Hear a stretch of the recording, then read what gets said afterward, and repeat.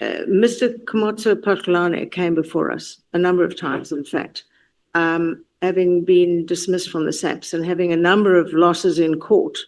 He still professes his innocence. He lost his Labour Court appeal to overturn his 2020 firing, being found guilty of dishonest conduct. The courts confirmed he intentionally or negligently failed to implement the 46 million rand contract for forensic cameras. That led to a 24 million fruitless and wasteful expenditure. He faces various criminal charges in the High Court of fraud, corruption, money laundering related to multi-million rand police tenders. Now, there are links to criminal masterminds and missing police funds. Your opinion on the matter, is he a victim or is he a criminal? Well, if the court arrests you and they convict you, then you can call it criminal. He has not been convicted, but he's been arrested. A lot of the things that have been alleged are worrying.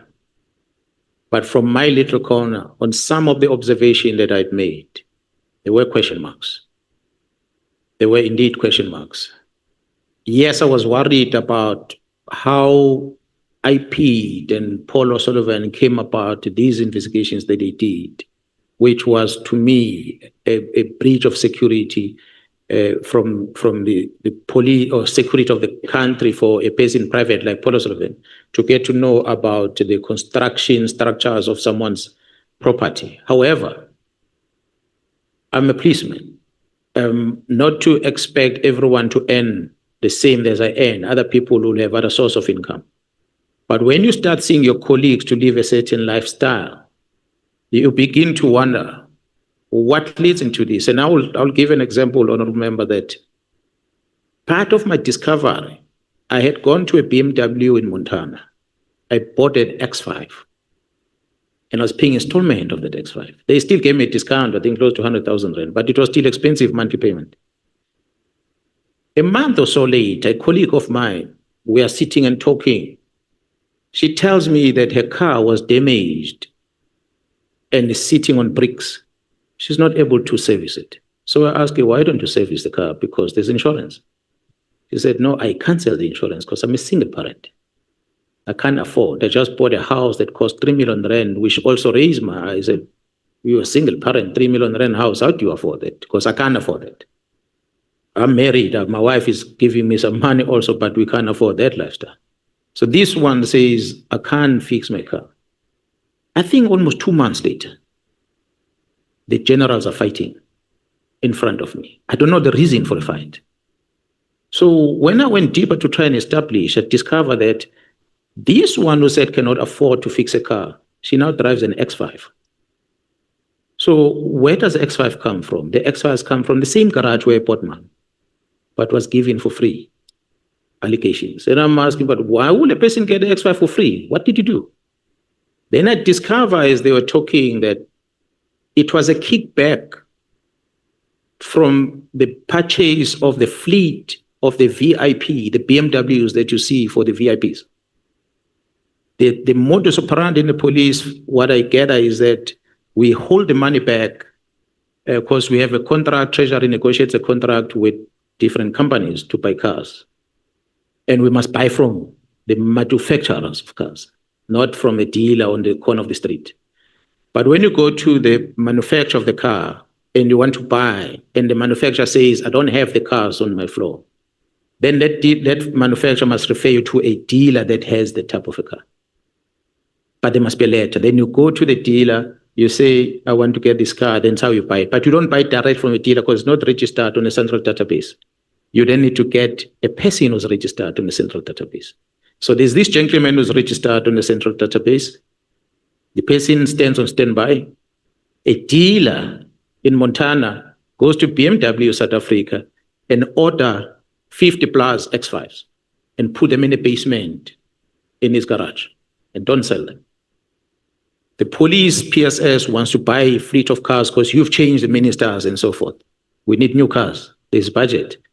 We go to BMW, we said, BMW, we want to buy cars. BMW says, X5 is not made in South Africa. We don't have them here.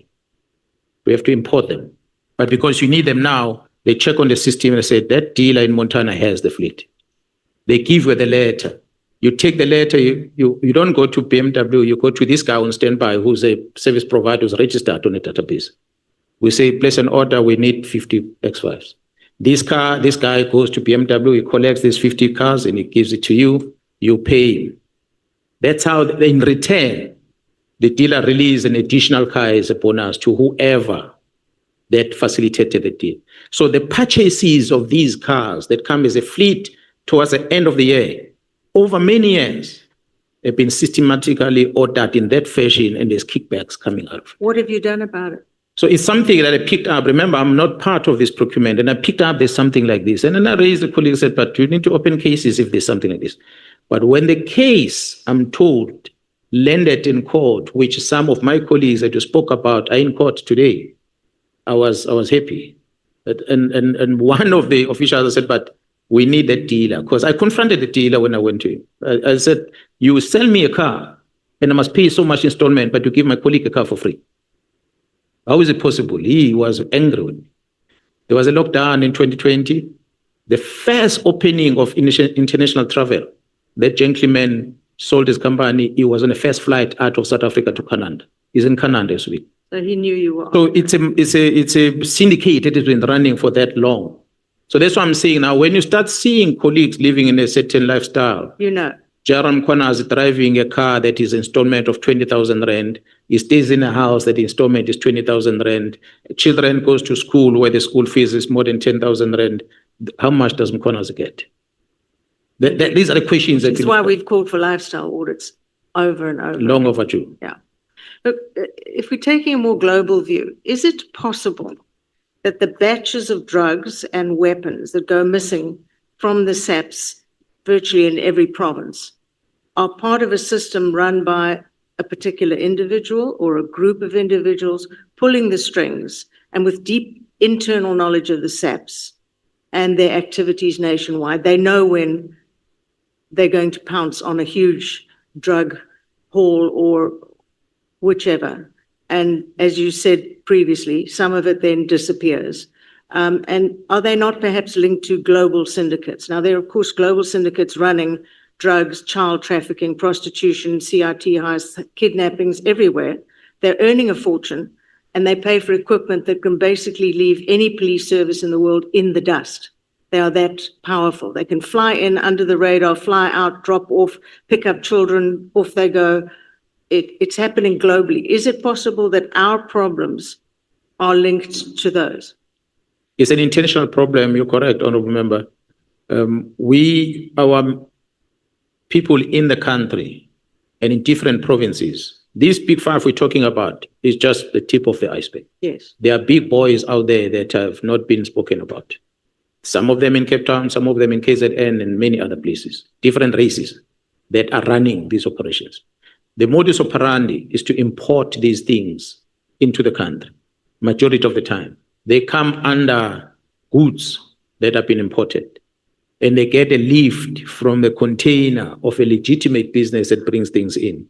Because so that when it's checked, you can be discovered. What is strange always amazes me, and I ask a question, I don't get answers.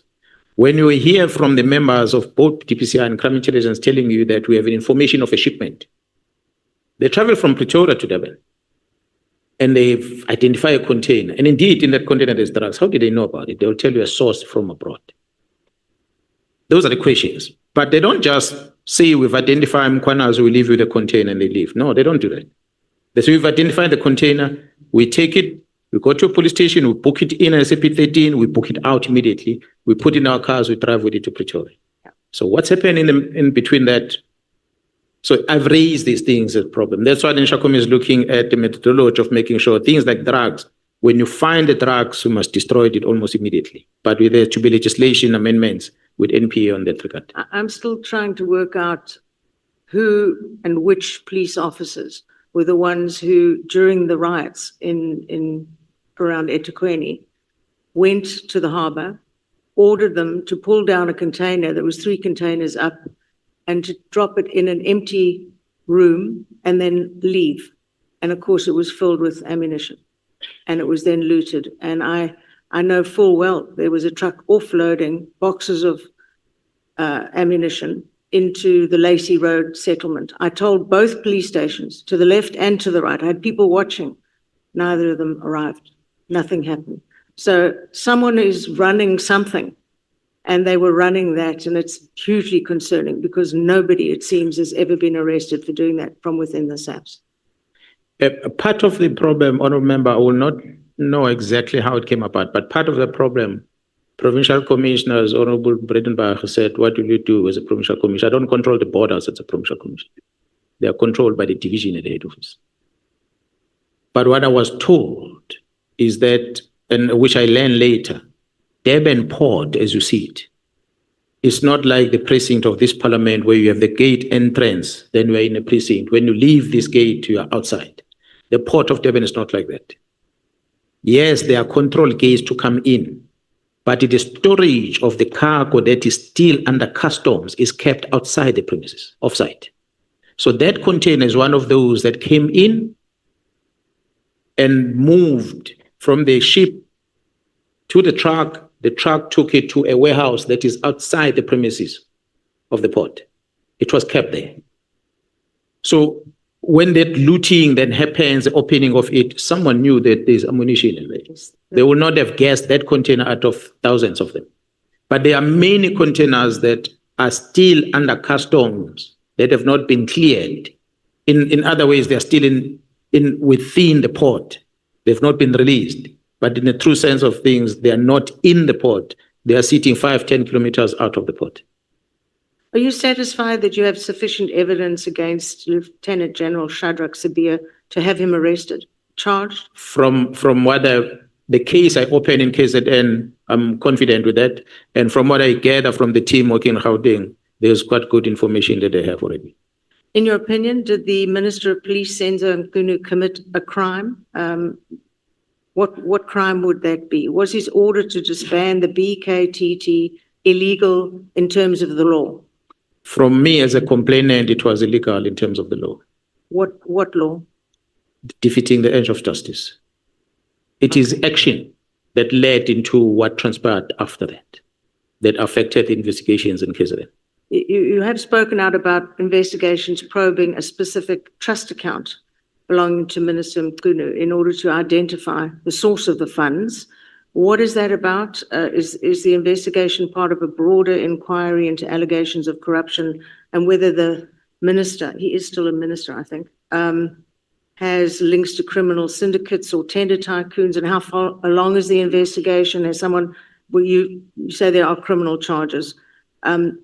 You know, as a parliamentary committee sitting here, these members do not have forensic audit capabilities. I know you would like to think that we do, but we don't. We're not SAPS members. And if there are investigations, criminal investigations, they have to be done by you, not by members of parliament. So what is the status of the matter that's being investigated about him?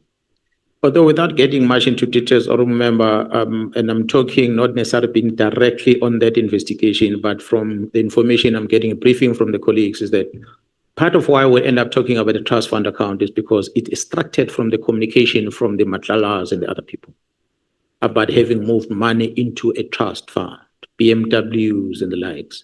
That's what made us to be aware that it's a transfer. We didn't know that. It comes from communication. We didn't communicate everything that we've received from the communication. So there are typical things that also you'll know about, honourable members, which I will want you to probe. We are talking about the lifestyle audit. A chief of staff gets appointed in August, somewhere about. Before December, he drives a Viano Mercedes-Benz and he stays in a 5-point-something million rand property, and. How does he afford that lifestyle?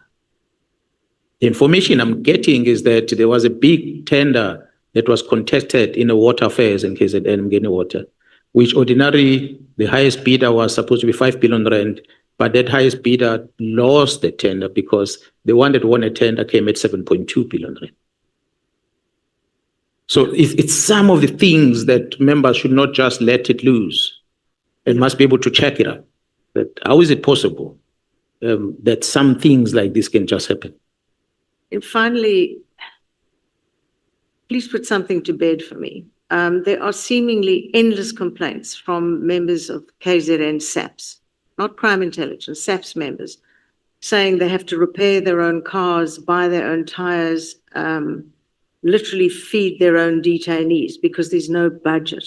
We all know that SAPS budget is massive, massive, massive. Is it not going down to the provinces? I mean, there's obviously, they make claims, oh, but you take all the budget and send it to the PKTT.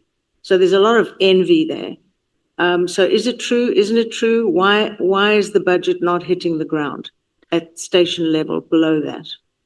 Honourable Member, I'm glad you're asking the question. As yourself being at a committee and also as a police portfolio committee, it's one of those questions that you can formally ask me to respond to on my official capacity, where I give you a breakdown of the entire budget of the SAPS in KZN, how the money is being spread.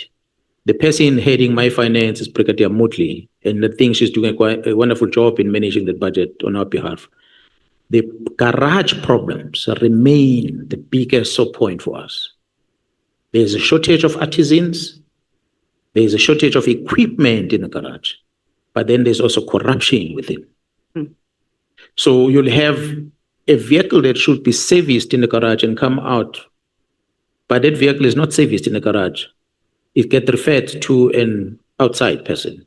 Some of them are foreign nationals. And this outside person is contracted by a company that has been employed and given a contract to service cars for us. So the car is there. Some of these officials might be involved in servicing that car.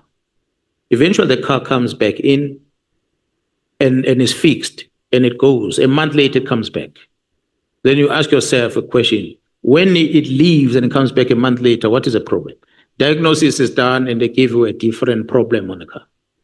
So every time the police car comes to the garage and it leaves, it leaves with another problem.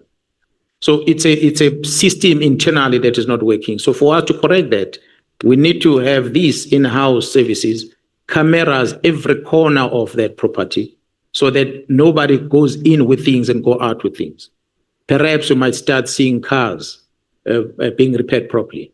The parts, vehicle parts that are being procured, being safely stored in those places. If we run our garages, proposal I made to management at one stage was that if we're employing Mr. Arendse to be a service provider, we must say, Mr. Arendse, we're giving you a contract of servicing cars.